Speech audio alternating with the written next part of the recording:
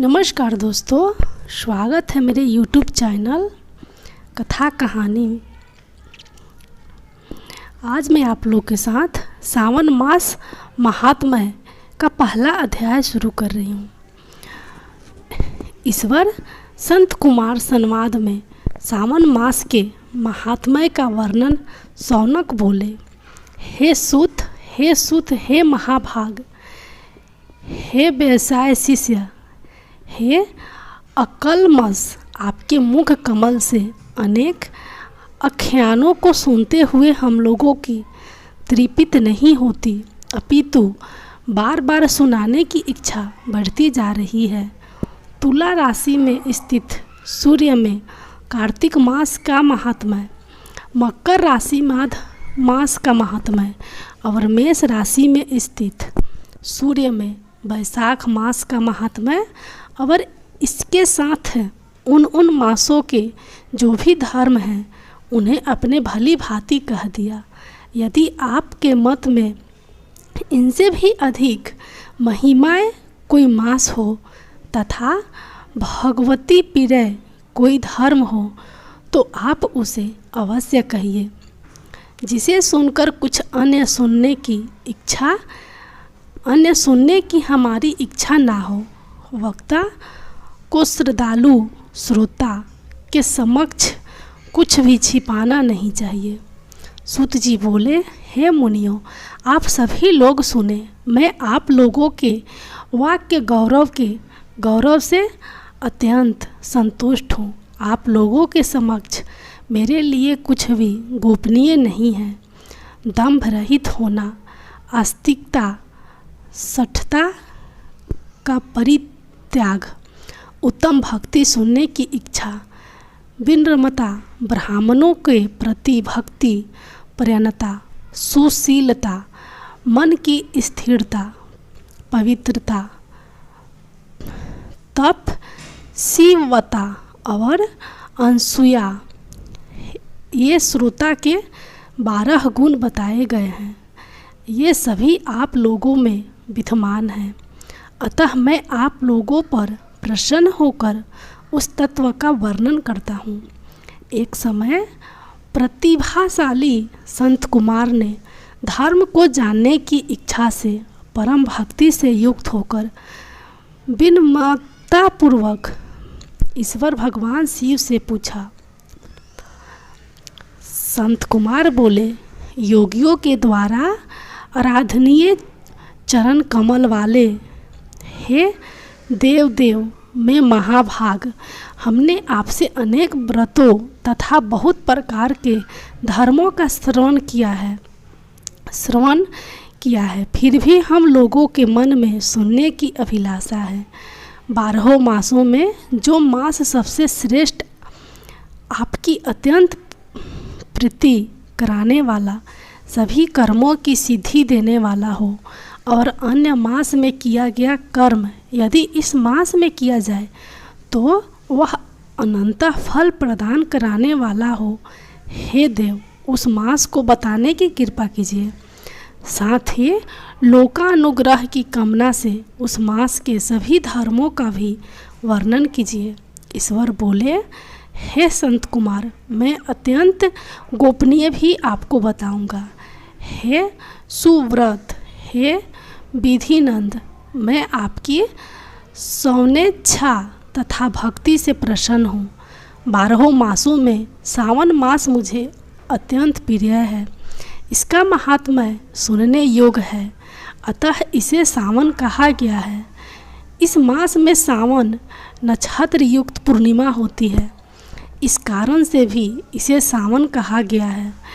इसके महात्म्य के सावन मात्र से यह सिद्धि प्रदान करने वाला है, इसीलिए भी यह सावन संज्ञा वाला है।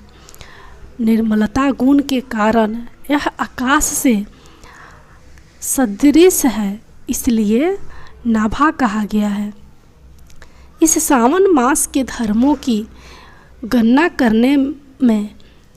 करने में इस पृथ्वी लोक में कौन समर्थ हो सकता है, जिसके फल का संपूर्ण रूप से वर्णन करने के लिए ब्रह्मा जी 4 मुख वाले हुए, जिसके फल की महिमा को देखने के लिए इंद्र 1000 नेत्रों से युक्त हुए, और जिसके फल को कहने के लिए शेषनाग 2000 जिह्वाओं से संपन्न हुए।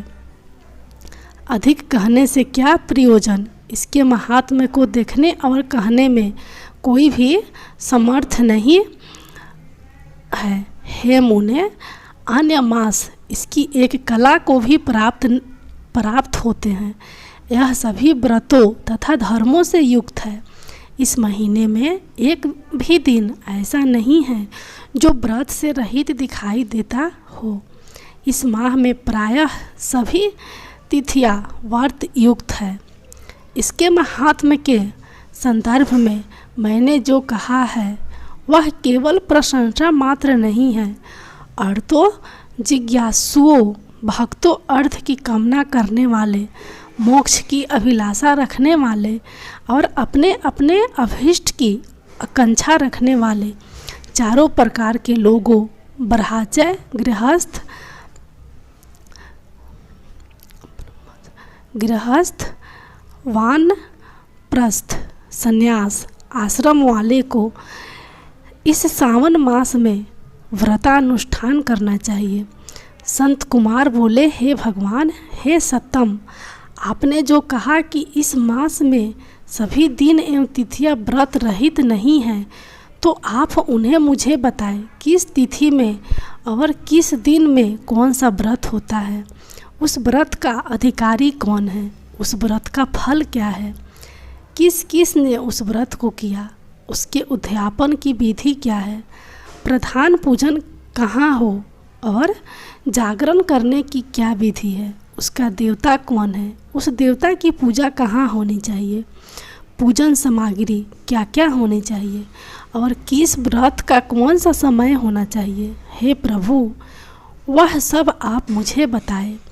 यह मास आपको प्रिय क्यों है, किस कारण यह पवित्र है, इस मास में भगवान का कौन सा अवतार हुआ, यह सभी मासों में श्रेष्ठ कैसे हुआ और इस मास में कौन कौन धर्म अनुष्ठान के योग है। हे प्रभु, यह सब बताएं। आपके समक्ष मुझे अज्ञानी का प्रश्न करने में कितना ज्ञान हो सकता है, अतः आप संपूर्ण रूप से बताएं। हे कृपालु, मेरे पूछने के अतिरिक्त भी जो शेष रह गया हो उसे भी लोगों के उद्धार के लिए कृपा करके बताएं। रविवार, सोमवार, भौमवार, बुधवार, बृहस्पतिवार, शुक्रवार और शनिवार के दिन जो करना चाहिए, हे विभो, वह सब मुझे बताइए। आप सबके आदि में आविर्भूत हुए हैं, अतः आपको आदि देव कहा गया है। जैसे एक की विधि बाधा से अन्य की विधि बाधा होती है, वैसे ही अन्य देवताओं के अल्प देवत्व के कारण आपको महादेव माना गया है।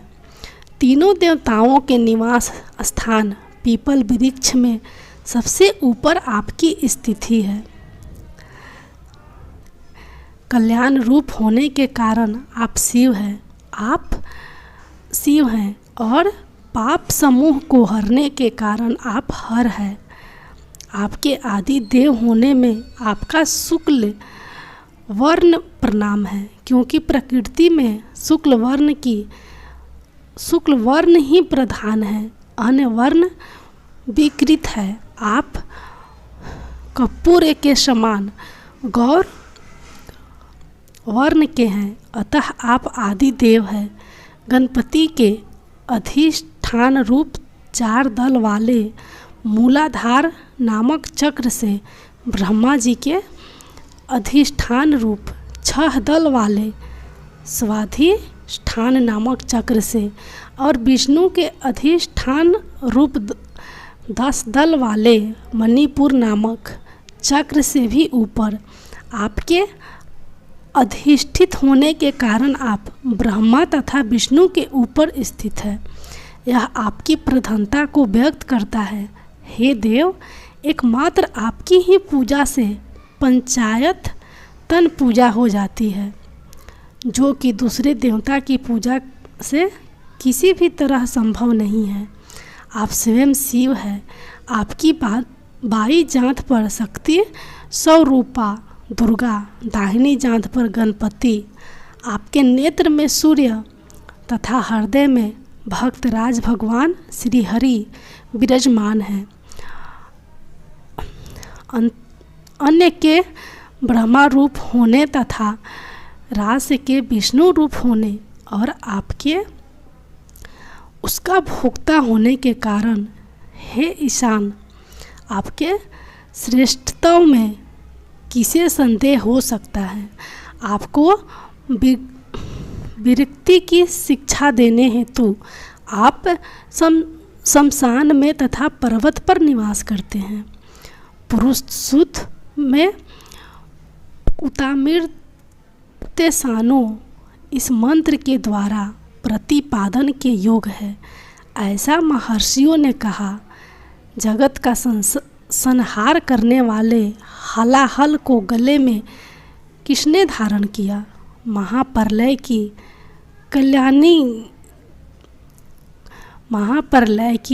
कलागिनी को अपने मस्तक पर धारण करने में कौन समर्थ था। संसार रूप अंधकूप में पतन के हेतु कामदेव को किसने भस्म किया। आप ऐसे ही हैं कि आपकी महिमा का वर्णन करने में कौन समर्थ है।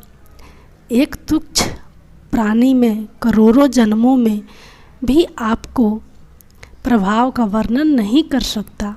अतः आप मेरे ऊपर कृपा करके मेरे प्रश्नों को बताएं। इस प्रकार श्री संकट पुराण के अंतर्गत ईश्वर संत कुमार संवाद में सावन मास महात्म्य में पहला अध्याय पूर्ण हुआ।